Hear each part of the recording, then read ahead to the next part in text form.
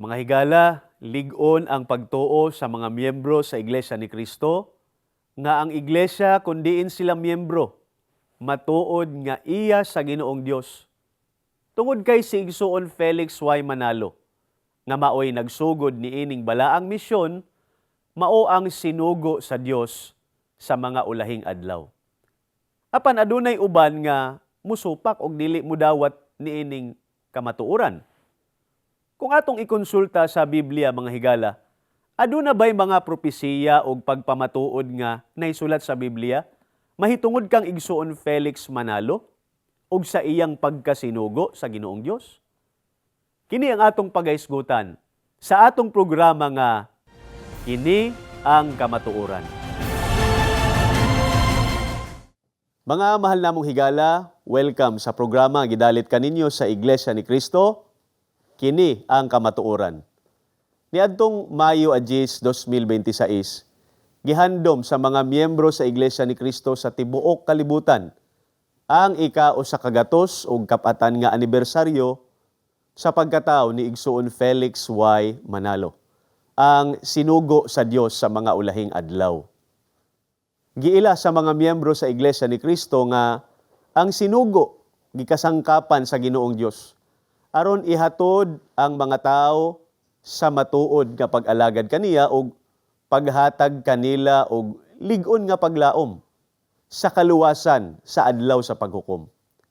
Apan ang uban natingala kun nganong ang mga miyembro sa Iglesia ni Cristo lig-on mang nagtuo nga ang Ginoong Dios ang nagpadala og sinugo sa atong panahon.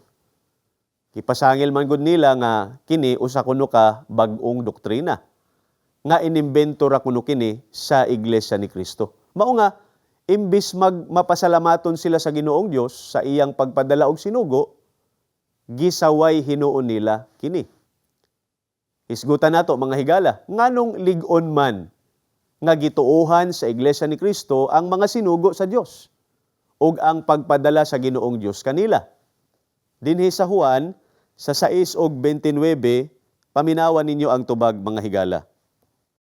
Si Jesus mitubag og miingon kanila, "Kini mao ang buhat sa Dios, nga kamo managtuo kaniya nga iyang gisugo."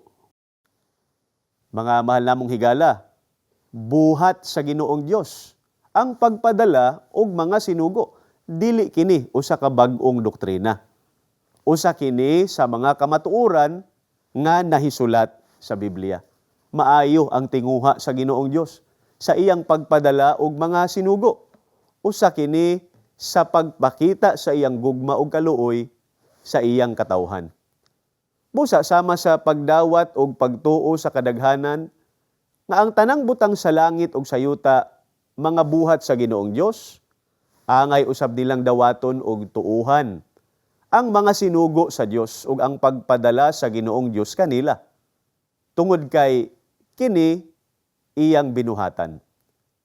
Mao nga bisan unsa nga iglesia o relihiyon nga walay sinugo sa Ginoong Dios o kaha wala moila sa pagpadala sa Ginoong Dios og sinugo, kana mini nga iglesia o relihiyon. Karon nganong gisulti man sa Ginoong Hesukristo nga ang pagpadala og mga sinugo buhat sa Ginoong Dios? Unsa ba ang iyang buot ipasabot niini? Mga higala, paminawan ninyo ang tubag dinhi sa Hebreo sa 5 ug 4, ingon niini ang atong mabasa. Og walay tawo nga mangunay sa pagpahiluna sa iyang kaugalingon diha sa maong katungdanan, kundili sa Dios tinawag siya, alang niini maingon kang aaron.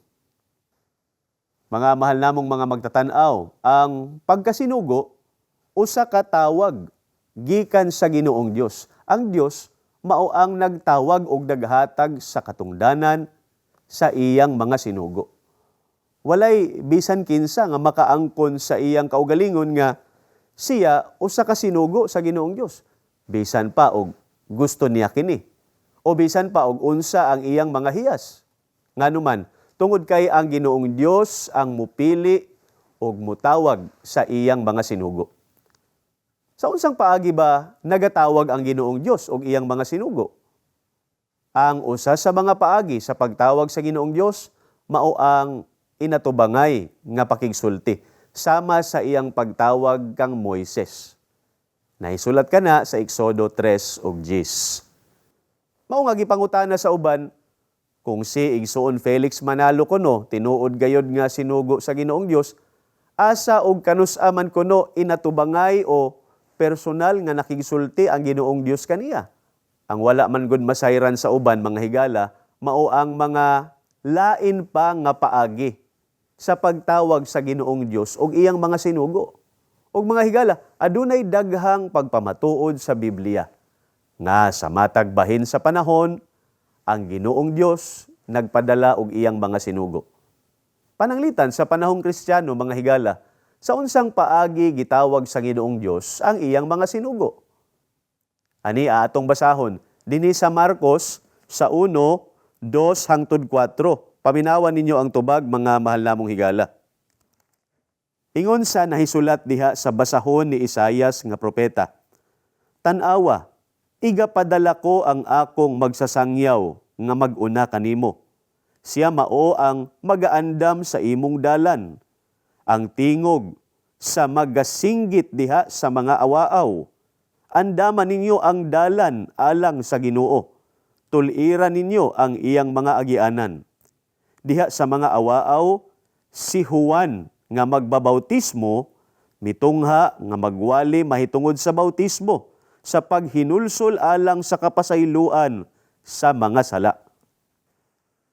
Mga mahal namong magtatanaw, sa panahong Kristiyano, gitawag sa Ginoong Dios ang iyang mga sinugo pinaagi sa tagna o sa propesiya. Kinsa ba ang katumanan sa propesiya sa kasulatan ni Propeta Isaias mahitungod sa sinugo sa Dios nga gipadala una pa ang Ginoong Hesukristo? Matud pa sa atong gibasa, si Juan Bautista. Sa unsang paagi ba siya gitawag o gisugo sa Ginoong Dios? Personal ba nga nakigsulti ang Ginoong Dios kaniya? Sama sa gibuhat sa Ginoong Dios kang Moises? Dili mga higala. Hinunoa ang pagtawag kaniya pinaagi sa propesiya sa Ginoong Dios. Gawas kang Juan Bautista mga higala, kinsa pa ang sinugo sa Ginoong Dios pinaagi sa propesiya? Aniya, basahon namo kaninyo kining Lucas 4 sa 16 hangtod 21, ingon niini ang nasulat. "Og siya miabot sa Nazaret, diin didto siya magtubo. Og sumala sa iyang nabatasan, siya misulod sa sinagoga sa adlaw nga igpapahulay. Og siya mitindog aron sa pagbasa. Og dihay gihatag kaniya nga basahon sa propeta nga si Isaias. Og sa pagbuklad niya niini, nakita niya ang bahin diin nahisulat kini nga nagaingon, ang Espiritu sa Ginoo, ania kanako, kay iya man akong gidihugan aron sa pagwali sa maayong balita ngadto sa mga kabus. Gipadala niya ako aron sa pagpahibalo sa kagawasan ngadto sa mga binilanggo, ug sa kahiuli sa igtatanaw ngadto sa mga buta, sa paghatag sa kagawasan ngadto sa mga dinaog-daog, sa pagpahibalo sa tuig sa kahimuot sa Ginoo. Ug iyang gilukot ang basahon og giuli kini ngadto sa tig-alagad ug milingkod siya. Ug ang mga mata sa tanan nga diha sa sinagoga gitutok ngadto kaniya. Ug kanila misugod siya pagsulti nga nag-ingon, niining adlaw karon, kining bahina sa kasulatan natuman diha sa inyong pagpatalinghog niini.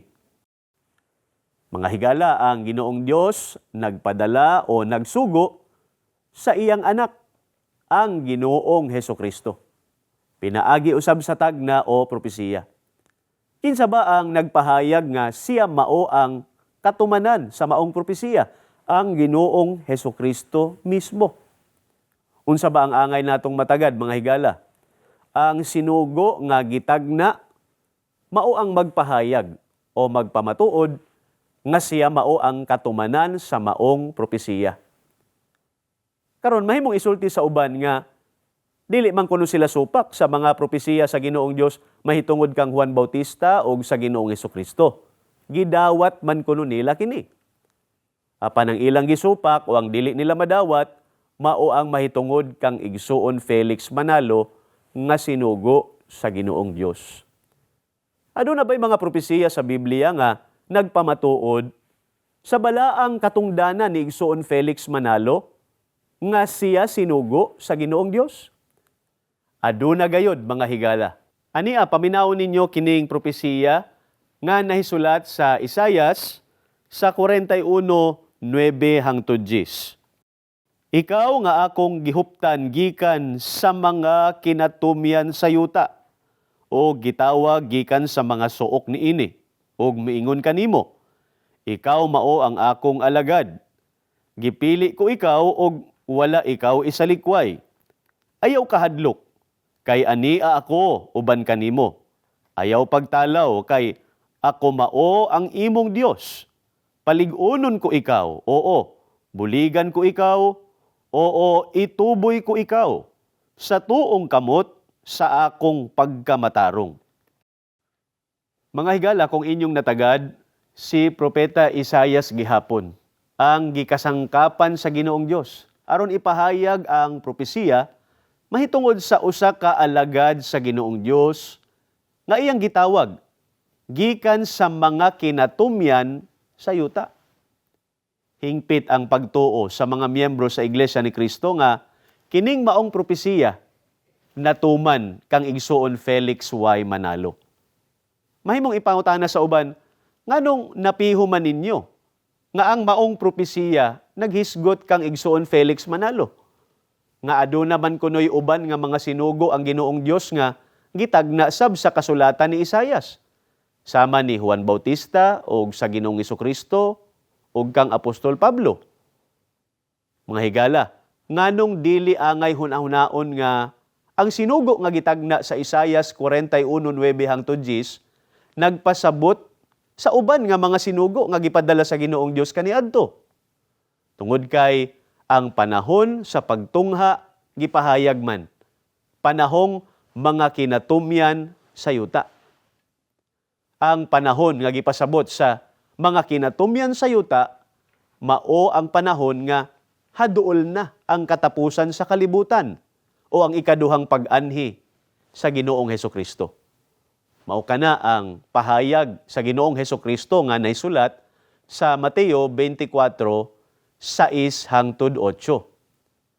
Ang una sa mga timailhan nga ang panahon ana-ana sa mga kinatumyan sa yuta mao ang unang gubat sa tibuok kalibutan nga miulbo ni adtong Hulyo 27, 1914. Mga mahal namong higala, nahibalo ba kamo kung kanusa na rehistro ang Iglesia ni Cristo sa gobyerno sa Pilipinas? Bunga sa pagwali ni igsuon Felix Manalo?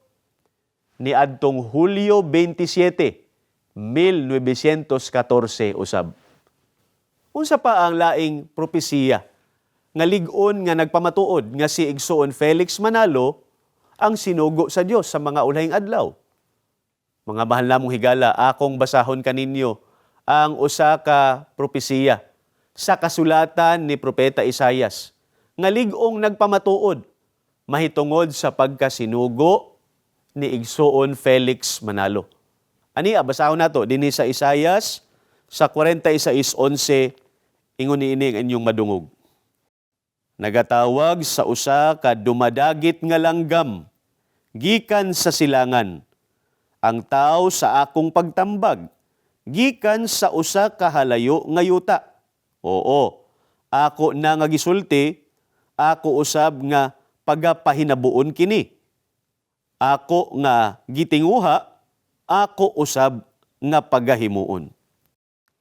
Mga mahal namong higala, ang among gibasa kaninyo, usa pa ka propesiya sa Ginoong Dios sa kasulatan ni Propeta Isayas nga lig-ong gituohan sa Iglesia ni Cristo nga natuman kang igsuon Felix Manalo. Nganong kini nga propesiya dili man angay ikasayop nga naghisgot sa uban pa nga mga sinugo sa Dios nga gikan sab sa silangan. tungod kay gitinaw sa propesiya kung asa magagikan ang sinugo sa Dios nga gipakisama sa dumadagit nga langgam sa usa ka halayong nasod sa silangan. Hain ba kining halayo nga nasod sa silangan nga gitudlo sa propesiya ni Propeta Isaias? Si Propeta Isaias gihapon ang mutubag niini. Dinhi sa Isaias sa 43:5.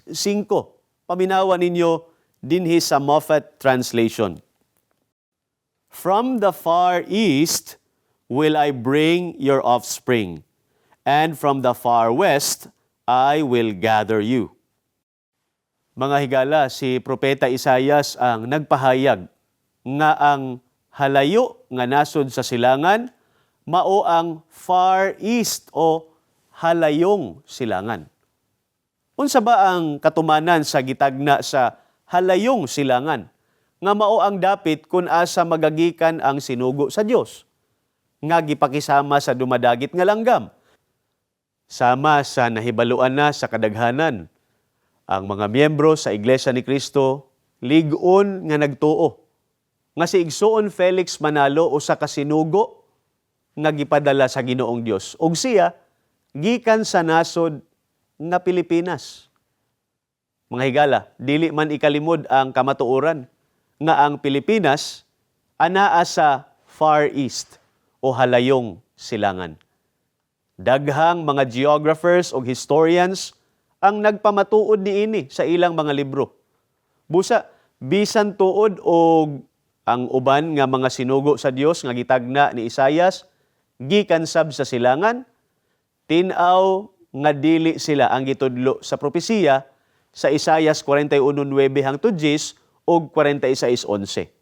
Nganuman, tungod kay gitudlo sa propesiya ang panahon sa pagtungha sa sinugo, mga kinatumyan sa yuta.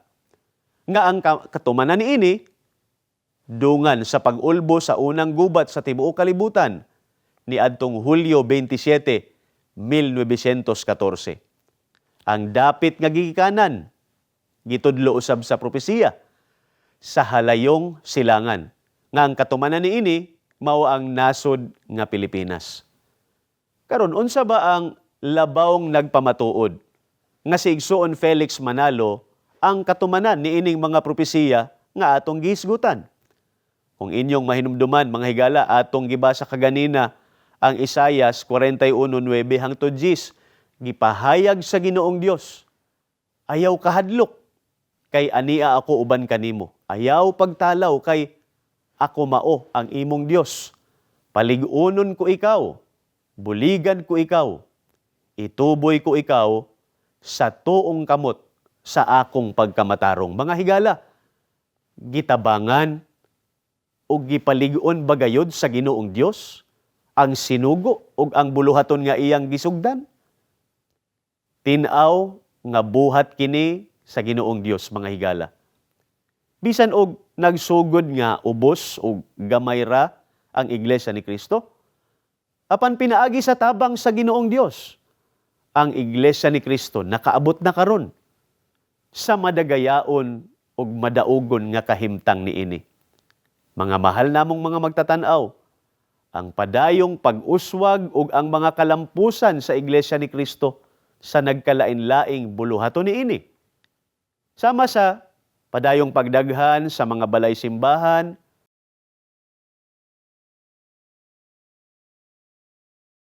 ug ang uban pang mga proyekto nga gitukod sa Iglesia, ang nagkadaghan nga mga miyembro niini, ang ihap sa mga ministro ug mga nagtuon sa pagkaministro, dili lang sa Pilipinas kundi sa tibuok kalibutan. Kining tanan mao ang katumanan sa gisaad sa Ginoong Dios sa iyang sinugo ug sa iyang balaang buluhaton. Unta, kini makaagni kaninyo, mga mahal namong magtatanaw, nga mupadayon sa pagpamati sa mga pagtulunan sa Biblia, mga pagtulunan nga gituman sa mga miyembro sa Iglesia ni Cristo, nga maoy gitudlo sa sinugo sa Dios sa mga ulahing adlaw. Mahimuusab kamo nga padayong mutanaw sa mga religious programs sa INC TV, mamati sa INC Radio, o mahimo kamong mangayo og kopya sa official magazine sa Iglesia ni Cristo, ang Pasugo God's Message. Bisitahon ninyo ang among mga official website sa Iglesia ni Cristo nga makita sa inyong screen. Daghang salamat sa inyong pagpakig-uban kanamo.